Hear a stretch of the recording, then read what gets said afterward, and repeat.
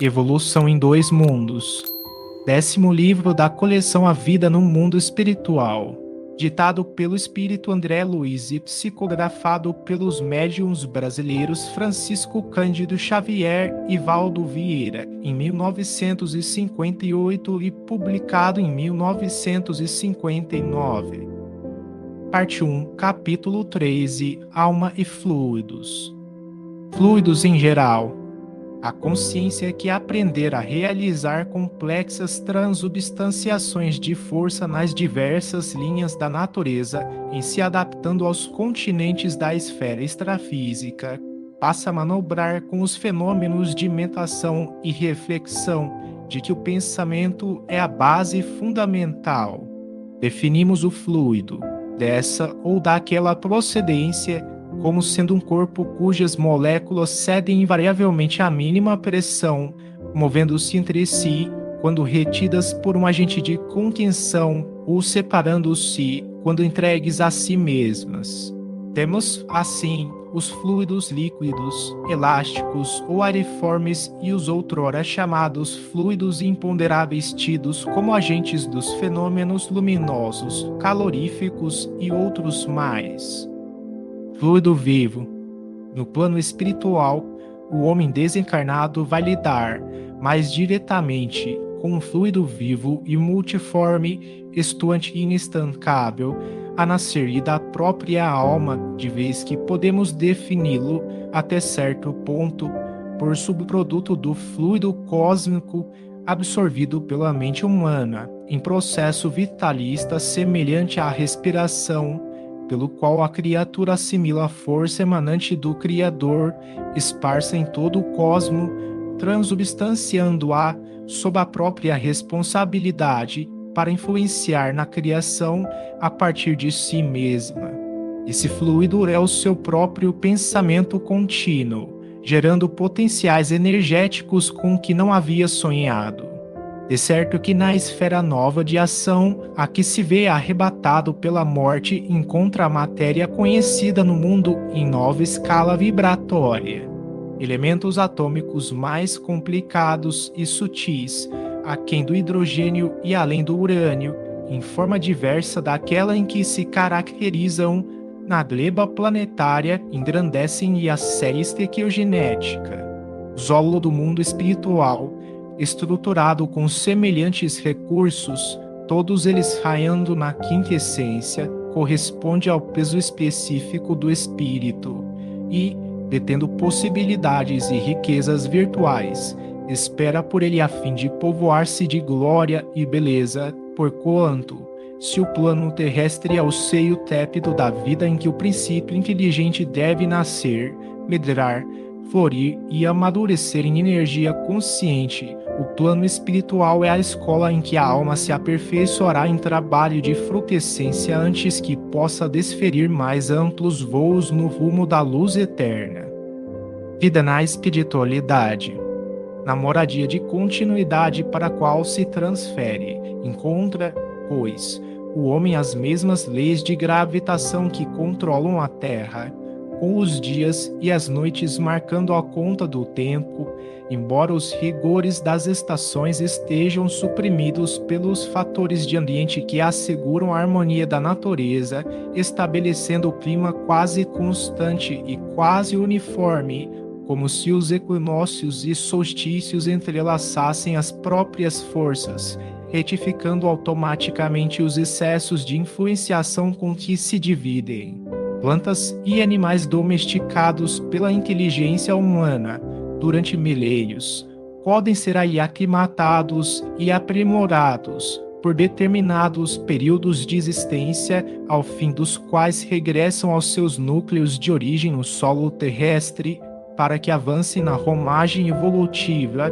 compensados com valiosas aquisições de acrisolamento, pelas quais auxiliam a flora e a fauna habituais à Terra, com os benefícios das chamadas mutações espontâneas. As plantas, pela configuração celular mais simples, atendem, no plano extrafísico, à reprodução limitada, aí deixando descendentes que,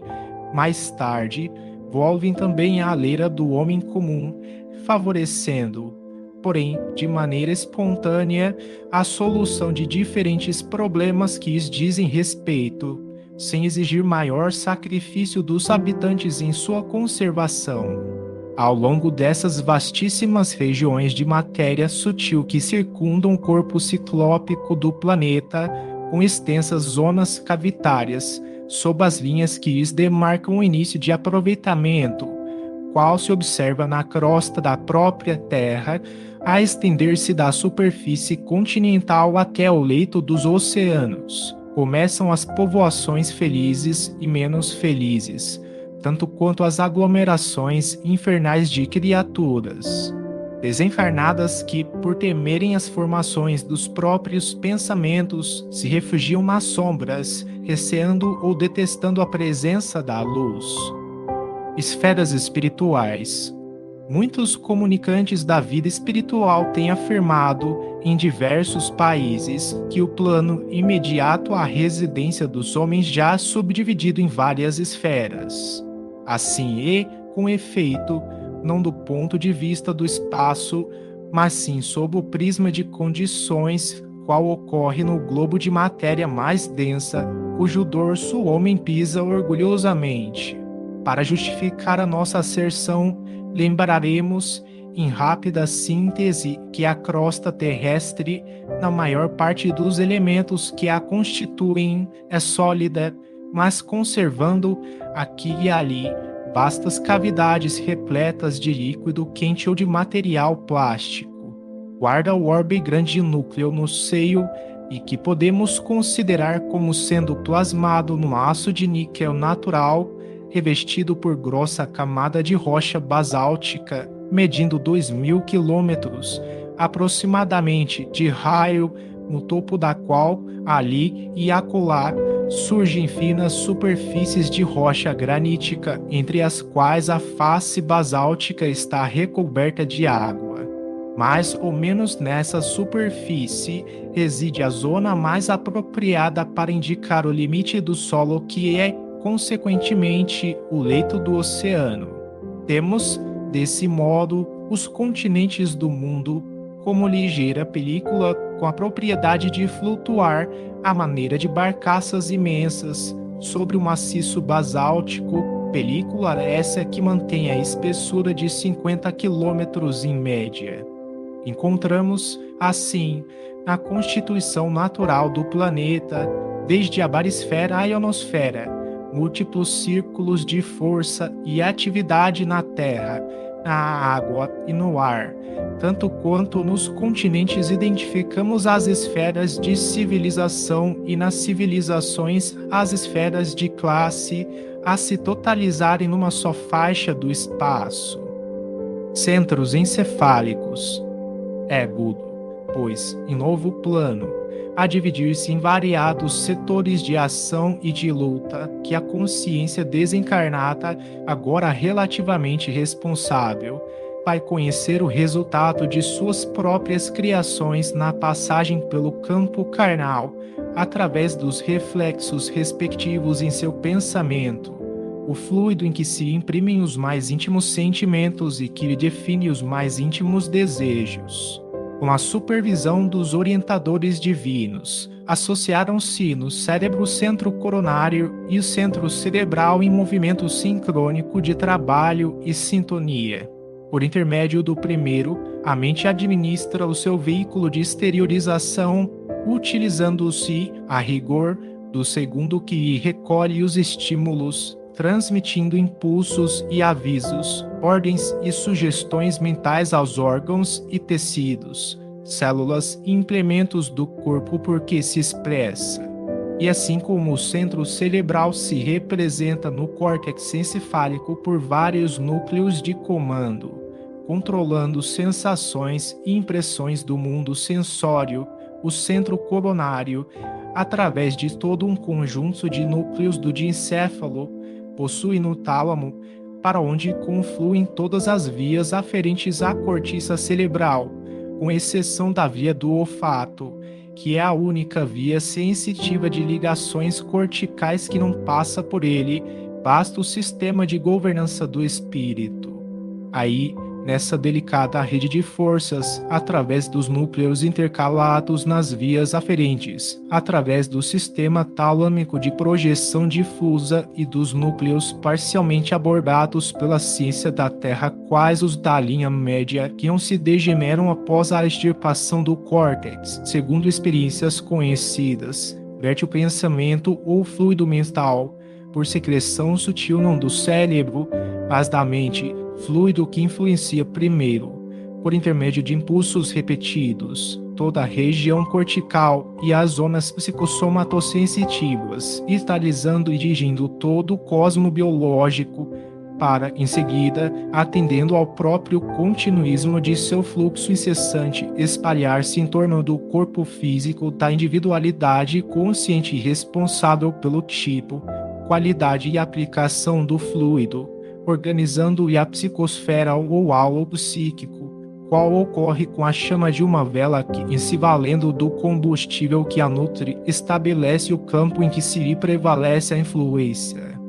Devemos esclarecer que a via olfatória não passa pelo tálamo, contudo, mantém conexões com alguns núcleos talâmicos através de fibras provenientes do corpo mamilar, situado no hipotálamo. Esse fluido ou matéria mental tem a sua ponderabilidade e as suas propriedades quimioeletromagnéticas específicas, definindo-se em unidades perfeitamente mensuráveis, qual acontece no sistema periódico dos elementos químicos, o plano terrestre, compreendendo-se que, em círculos da inteligência mais evoluída, surpreendentes combinações dos fatores conhecidos podem ser efetuadas com vistas a certos fins, como sucede atualmente na Terra, onde elementos como o Netúnio, o Plutônio, o Americio e o Cúrio podem ser artificialmente produzidos. Reflexão das ideias. A partícula de pensamento, pois, como corpúsculo fluídico, tanto quanto o átomo é uma unidade na essência, a subdividir-se, porém, em diversos tipos, conforme a quantidade, qualidade, comportamento e trajetórias dos componentes que a integram. E assim como o átomo é uma força viva e poderosa na própria contextura passiva, entretanto, diante da inteligência que a mobiliza para o bem ou para o mal, a partícula de pensamento, embora viva e poderosa na composição em que se derrama do espírito que a produz, é igualmente passiva perante o sentimento que lhe dá forma e natureza para o bem ou para o mal, convertendo-se, por acumulação, em fluido gravitante ou libertador, ácido ou balsâmico, doce ou amargo, alimentício ou esgotante, vivificador ou mortífero, segundo a força do sentimento que o tipifica e configura, nomeável, a falta de terminologia equivalente, como o raio da emoção ou o raio do desejo, força essa que lhe opera a diferenciação de massa e trajeto, impacto e estrutura.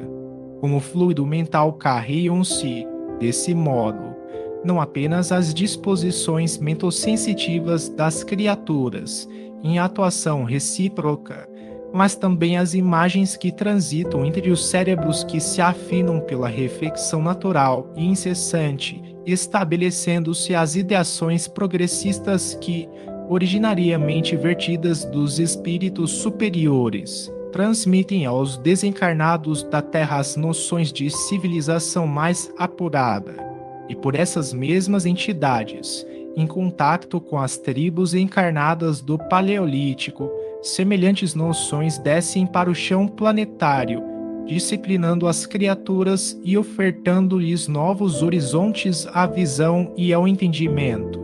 Pela reflexão das ideias, surge, assim, entre as duas esferas entranhado circuito de forças. Inteligência artesanal. O plano físico é o berço da evolução que o plano extrafísico aprimora.